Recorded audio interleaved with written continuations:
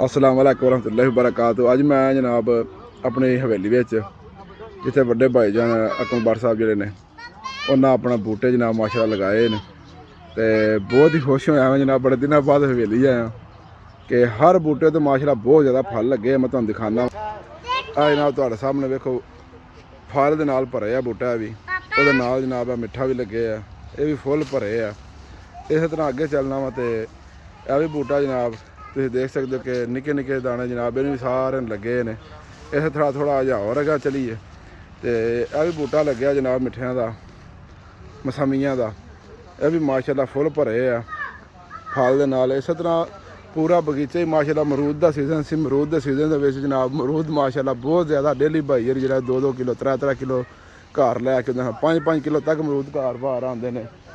इस तरह जनाब तुम देखते हो भी मिठे का फल फुल भरे आ भी थले लमकते हैं पे अगे आइए तो भी जनाब पत्तर वेखो इन्ने पत्तर नहीं है जिन्ना फल लगे है तुहाडे सामने वा तो अगे भी तुम वेखते हो बूटा फुल भरे आ फले दे नाल। जनाब भारा नाल माली जिहड़ा साडा बाऊ अरशाद ये माली की साडा वड्डा भरा है ये भी जनाब असीं निक्के निक्के तो साडे कोल इत्थे आया कम से कम इन्हूं कोई 22 साल हो गए साडे कोल माशाअल्लाह। बाऊ अरशाद साहब सामने वेखां जरा जनाब साडे कोल माशाअल्लाह 22 सालों तो बाऊ अरशाद जनाब इत्थे पहाड़ां दे नाल इत्थे हवेली दे विच जनाब रहिंदे ने साडे कोल ते बहुत अच्छा माशाअल्लाह ना सैटअप बनाया हवेली दे विच। मैं तो जाया बड़ी देर बाद अंगूर भी लगे जनाब छोटा छोटा अंगूर मैं तुहानूं दाने विखाना वा जे कोई होए होण ते क्योंकि वाहवा देर हो गई है कोई दाने रह गए ने तुसीं देख सकते हो पे।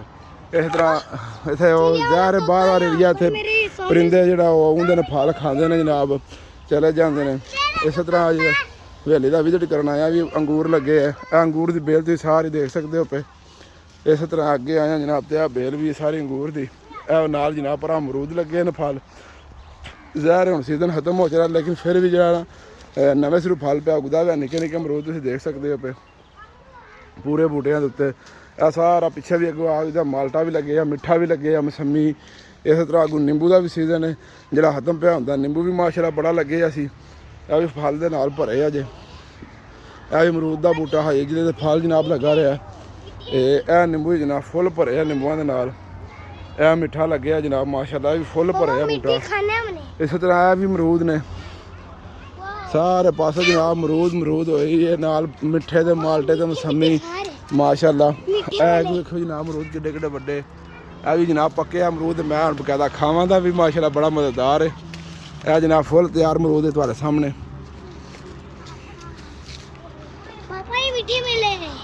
ये देखो मेरे बच्चे भी बड़े खुश है मिठा लै आंदा मैं जनाब अमरूद भी जनाब खान लगे ने ते मिठे भी जनाब सारे बाल साढ़े माशाअल्लाह लगे मैं सारे दिखाना वा पे। तो ये बस करो बेटा आप तोड़ो मत ना ताया बू नाराज होंगे चलो उधर बस कर दो अब।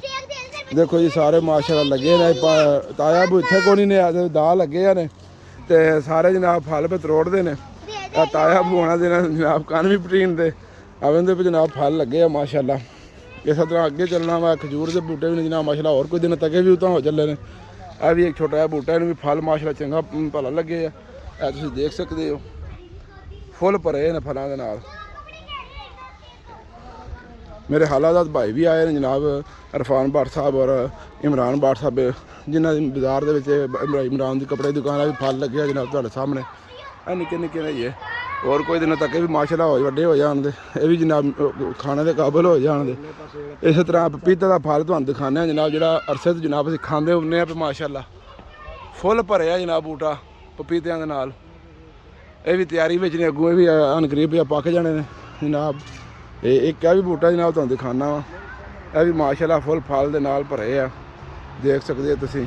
इस तरह गुलाब के बूटे भी लाए सन सीजन जनाब गुलाब का सी ते फुल वगैरह बहुत ज़्यादा हैं माशाअल्लाह तुहाडे सामने ने फुल भरे आ गुलाब।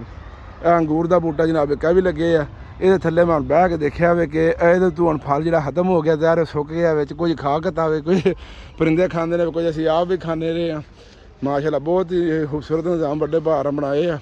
यह भी खजूर का बूटा जनाब फुल भरे उदा प्रबंध करता पाया जनाब भाई वेडे ने डॉक्टर शेह साहब जनाब भाई विजिट पे करते हैं सारे हवेली का जनाब आशिक साहब ने साढ़े बड़े भाई इमरान ने ਤੇ ਬਹੁਤ ਹੀ ਮਾਸ਼ਾਅੱਲਾ ਖੂਬਸੂਰਤ ਜਨਾਬ ਨਿਜ਼ਾਮ ਬਣੇ ਆ। ਹਵੇਲੀ ਜਿਹੜਾ ਉਹ ਫਲ ਫਰੂਟ ਜਿਹੜਾ ਮਾਸ਼ਾਅੱਲਾ ਘਰ ਦਾ ਸਮਝੋ ਹੋ ਗਿਆ। ਉਹ ਜਨਾਬ ਬਾਊ ਲਾਖਾ ਸਾਹਿਬ ਨੇ ਸਾਡੇ ਅੱਗੇ ਤੋਂ ਦਿਖਾਇਆ। ਇਸ ਦੇ ਨਾਲ ਜਨਾਬ ਮੈਂ ਤੁਹਾਡੇ ਕੋਲ ਇਜਾਜ਼ਤ ਚਾਹਾਂਗਾ। ਇਨਸ਼ਾਅੱਲਾ ਫਿਰ ਨਵੇਂ ਪ੍ਰੋਗਰਾਮ ਦੇ ਨਾਲ ਫਿਰ ਮਿਲਾਂਗਾ। अस्सलाम वालेकुम रहमतुल्लाहि व बरकातुहू।